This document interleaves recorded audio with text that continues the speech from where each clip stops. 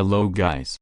Have you ever played a perfect middle game, but then get confused at the endgame then lose the game you were supposed to win? Well, you are in luck. I will give 3 tips for the endgame.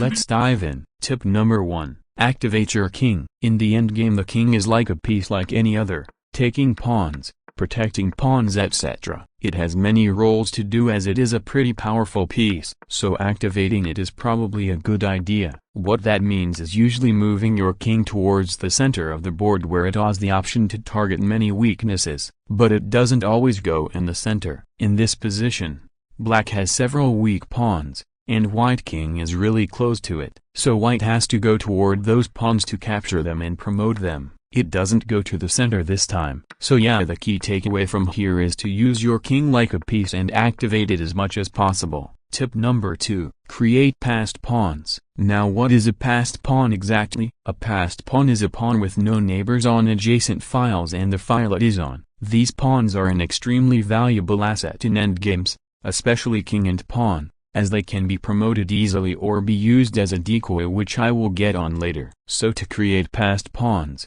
you need to have a pawn majority. Once you have a pawn majority you can simply trade a pawn and no matter what black does white will get a passed pawn. If he ignores, you take. If he takes, you take. If he pushes, you push. So yeah, you can also have a passed pawn if the adjacent pawns are traded or captured. Last but not least, I will teach you about using passed pawns as a decoy. As the name suggests, you are trying to lure the black king into a bad square so then you can capture all his other pawns with your own king, while black is capturing your useless pawn. Here is how it would play out. Tip number 3.